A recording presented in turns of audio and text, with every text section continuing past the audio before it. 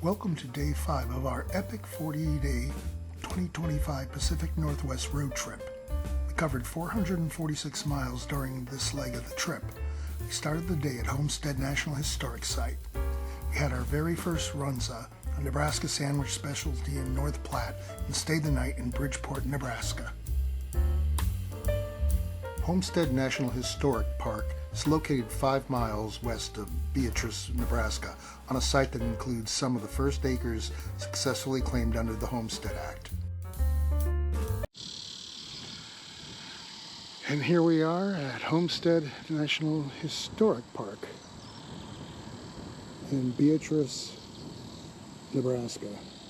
This park commemorates passage of the Homestead Act of 1862, which allowed any qualified person to claim up to 160 acres of federally owned land in exchange for 5 years of residence in the cultivation and improvement of the property. This is Homestead National Historical Park.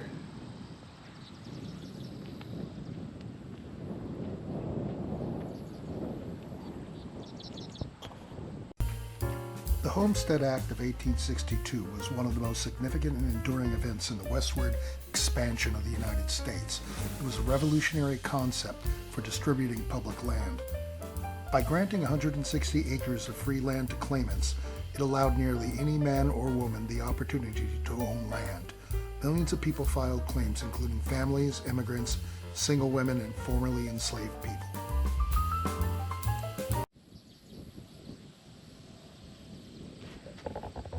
And these are the states that have homesteads. The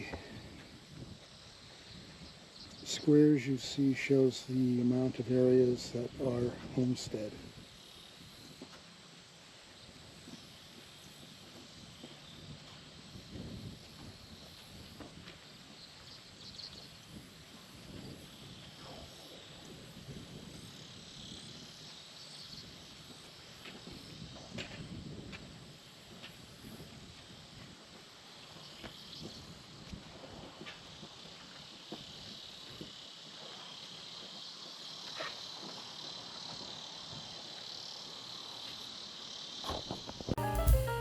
The park includes 100 acres of tall grass prairie restored to approximate the ecosystem that once covered the central plains of the United States and that was nearly plowed into extinction by the homesteaders.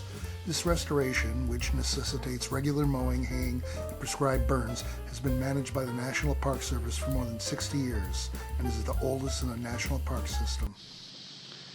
This site was chosen because the Freemans are considered the very first homesteader, even though he was one of many who homesteaded on the same first day.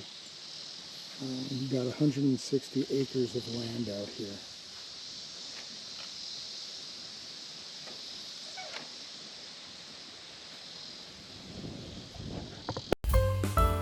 After perusing the visitors center, we went to the Palmer Eppard cabin. This is an example of one of the cabins. This was a George W. Palmer. Built it in 1867 and it was moved here in 1953, or 1950 rather. And also various farm implements here. George W. Palmer built the Palmer Eppard cabin in 1867 from mixed hardwoods about 14 miles northeast of the park. It measures 14 by 16 feet and is representative of local construction style. Palmer lived in the cabin with his wife and 10 children until 1895, when it was sold to nephews Eugene Mumford and William Foreman. A few years later, the farm was sold to Lawrence and Ida Mumford Eppard, who lived in the cabin for nearly 40 years. The cabin was donated to the park in 1950. We next hiked the Upland Prairie Loop Trail to the gravesite of Daniel and Agnes Freeman. This is the gravesite of the Freemans, first homesteader. And this was his homestead.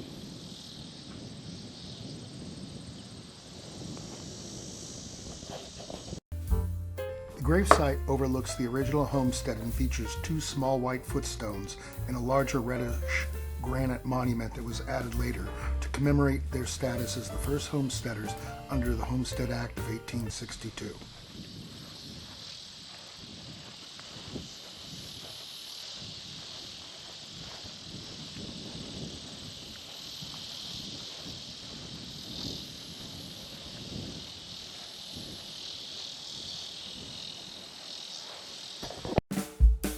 We decided not to hike the entire loop and turned back after traversing about 1/2 of the Grain Growers Highway Trail.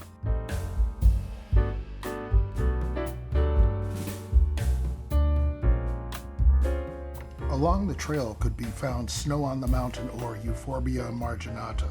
It's an annual herb native to the prairies of the central United States. It's known for its distinctive upper leaves and bracts, which have showy white margins, giving it its common name. It's often found in disturbed areas like pastures and roadsides. We next stopped at the Education Center. A volunteer gave us additional background on the Homestead Act as we waited for a park ranger to give us a tour of the Freeman School.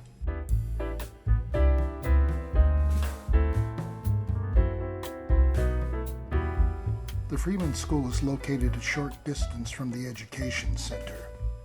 It is built of foot-thick red brick with carved limestone lintels and was the longest continuously used one-room school in Nebraska. The school also served as a Lutheran church, a polling place for Blakely Township, and a community center. The National Park restored the school to appear as it did during the 1870s. Did they tell you why or what this is, or can you guess? That's just the kids carving their names into the building. Exactly, yeah. This was a 1-through 8 institution. Graduated. Here you can see some 19th century graffiti where some kids carved their name and dates into the brick. Yes.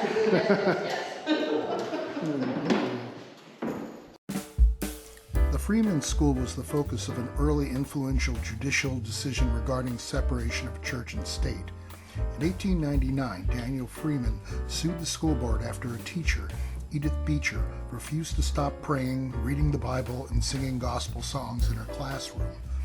In Freeman versus Sheave et al., the Nebraska Supreme Court ruled that Beecher's activities violated provisions of the Nebraska Constitution. This is my souvenir pin for the Homestead National Historic Site. I have added it to my faux ranger's hat.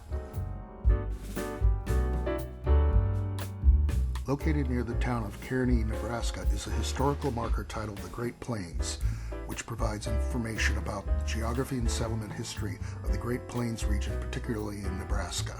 The text says, westbound travelers will leave the prairie regions of eastern Nebraska and enter the Great Plains within the next 50 miles. The semi-arid region stretching from Canada to Mexico and westward towards the Rockies was long known as the Great American Desert. Most early explorers and travelers thought the region to be of little value except to Indians and ranchers.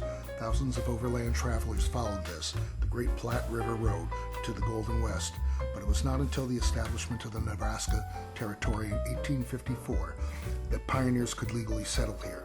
Even so, it was more than a decade later, after the construction of the Union Pacific Railroad, that settlement of the plains could succeed economically. Since the interstate highway follows the verdant Platte River Valley, travelers will recognize the change in geography only gradually. Valley farmers were among the first to recognize the importance of irrigation, which is now spread to the upland plains. Today, this is one of the richest and most productive areas in the Great Plains. We stopped in North Platte for lunch, where we tried our first Runzas. Runza is a family-owned fast food restaurant chain founded in Lincoln, Nebraska in 1949 by Sarah Sally Everett and her brother Alex. It operates locations across Nebraska as well as in limited parts of Kansas, Colorado, Iowa, and South Dakota. Here we are having our first Runzas in Nebraska. Mary has the one with, which one did you get? Mushroom and Swiss. Mushroom and Swiss, and I just had the original. Oh, it's good. Sounds cool. A runza is a rectangular, handheld yeast dough pastry stuffed with a savory filling, typically ground beef, cabbage, onions, and a secret blend of spices. It is considered a unique Midwestern, specifically Nebraskan specialty. While stopped at Runzas, I took the opportunity to phone high school classmate Anita Galarno Davis. Unfortunately, we weren't able to meet in person, as she lives in the middle of nowhere, and would have added some 5 hours to the journey. That being said, it was fun to catch up on the phone after 50 years. We entered the Mountain Time Zone when we crossed into Keith County from Lincoln County. This brought us into the Nebraska Panhandle, an 11-county region located in the westernmost part of the state.